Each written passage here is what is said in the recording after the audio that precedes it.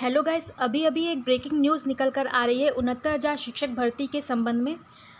तो आइए बात कर लेते हैं कि वो ब्रेकिंग न्यूज़ क्या है। साथ ही हम बात करेंगे कि थर्ड लिस्ट से अभ्यर्थी जो निराश हुए हैं उसकी क्या वजह है।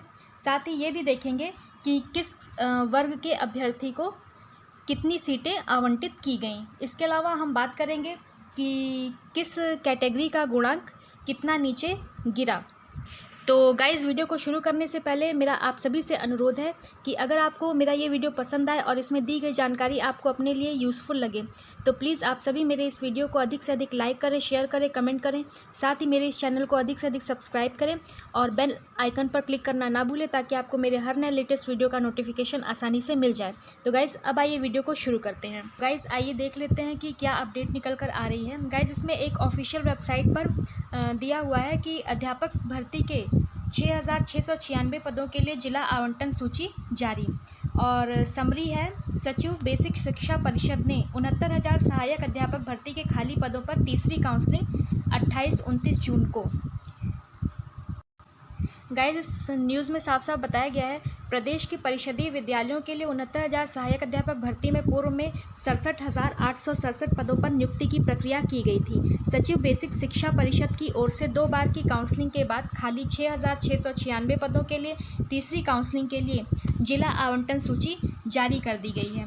सचिव बेसिक शिक्षा परिषद प्रताप सिंह बघेल की ओर से जारी सूची में कहा गया है 6,696 पदों में अनुसूचित जनजाति के 1133 पद भी शामिल हैं। अभ्यर्थी अनंतिम चयन सूची अथवा जिला आवंटन सूची बेसिक शिक्षा विभाग की वेबसाइट upbasicedu.board.gov.in पर प्रकाशित कर दी गई है।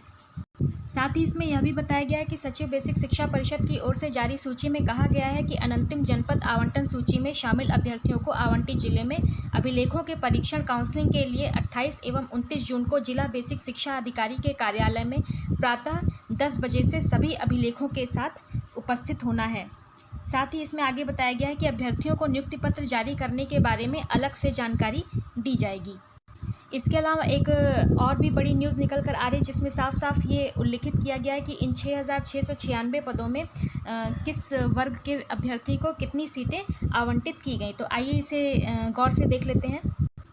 सचिव की ओर से जारी सूचना में कहा गया है कि अनुसूचित जनजाति के 1133 पदों को अनुसूचित जाति के अभ्यर्थियों से भरा गया है। 2 काउंसलिंग के बाद खाली 6,696 पदों में अनारक्षित श्रेणी के खाली 2,833 पदों के सापेक्ष 2,257 पदों को सामान्य अभ्यर्थी, पिछड़ा वर्ग के 1,571 पद के सापेक्ष 2,147 पद पर पिछड़े वर्ग के अभ्यर्थी चुने गए हैं।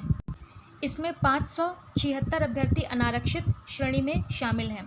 इसके अलावा ये भी बताया गया है अनुसूचित जाति के खाली 1128 एवं अनुसूचित जनजाति के 1164 खाली पद, कुल मिलाकर 2,292 पदों को अनुसूचित जाति के अभ्यर्थियों को दे दिया गया है। सचिव की ओर से स्पष्ट किया गया है कि जिला आवंटन सूची में 6,696 पदों में 2,425 पद महिला, 13 शिक्षा मित्र, 1,208 दिव्यांग अभ्यर्थी चुने गए हैं। सचिव की ओर से स्पष्ट किया गया है कि एससी के खाली 1,133 पदों को एससी से भरने के लिए एनआईसी की ओर से विकसित सॉफ्टवेयर के माध्यम से आरक्षण दिया गया है। तो गाइज, आपने देखा कि 6,696 पदों में किस वर्ग के अभ्यर्थी को किस प्रकार से सीटों का आवंटन अलग अलग किया गया है।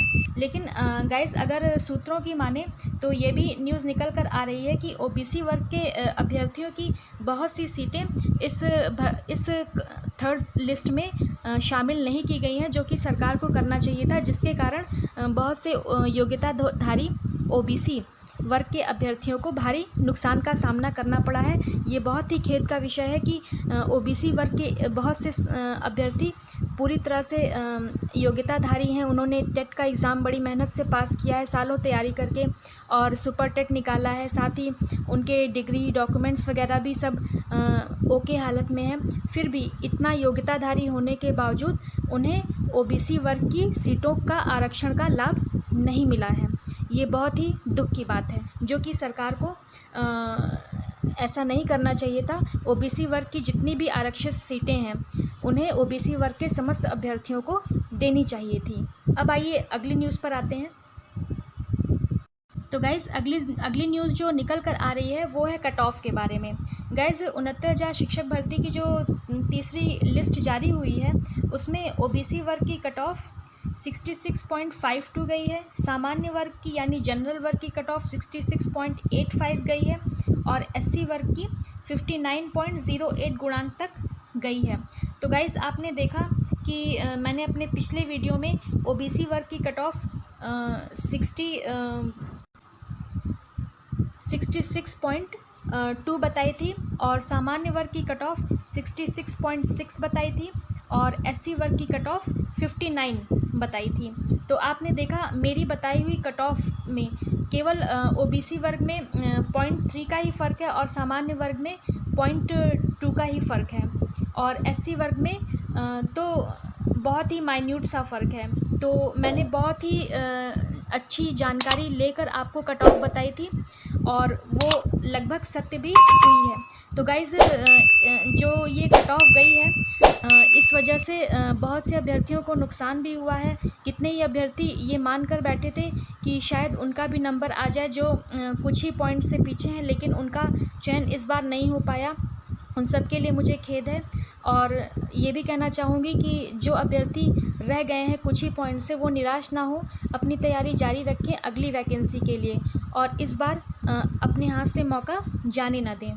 तो गाइज़ ये थी 69,000 शिक्षक भर्ती की ब्रेकिंग न्यूज़ जो कि थर्ड लिस्ट से संबंधित थी। गाइज़ इस वीडियो में हमने आपको जानकारी दी कि थर्ड लिस्ट आने के बाद कैसे अभ्यर्थियों में निराशा फैल गई और जो अभ्यर्थी 2 या 3 पॉइंट से ही रुके हुए थे, जिन्हें पूरी आशा थी कि शायद इस बार उनका भी चयन पक्का हो जाए और उन्हें निराशा हाथ लगी, उनके लिए मुझे बहुत ही खेद है कि उनका नहीं हुआ और मैं भगवान से प्रार्थना करती हूँ कि अगली जो भर्ती आए उसमें वे अभ्यर्थी भी सेलेक्ट हो जाए जो 0.2 या 0.3 से जिनका रुक गया है इस बार।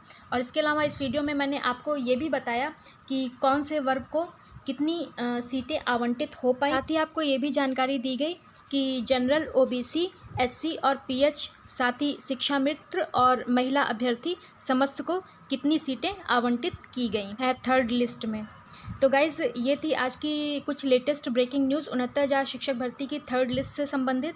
तो गाइज़ अगर आपको मेरा ये वीडियो पसंद आया हो और आपके लिए इम्पॉर्टेंट लगा हो तो प्लीज़ आप सभी से मेरा रिक्वेस्ट है कि मेरे इस वीडियो को अधिक से अधिक लाइक करें, शेयर करें, कमेंट करें, साथ ही मेरे इस चैनल को अधिक से अधिक सब्सक्राइब करें और बेल आइकन पर क्लिक करना ना भूलें ताकि आपको मेरे हर नए लेटेस्ट वीडियो की नोटिफिकेशन आसानी से मिलती रहे, ताकि आपको पल पल की अपडेट रोज़ाना मिल जाए।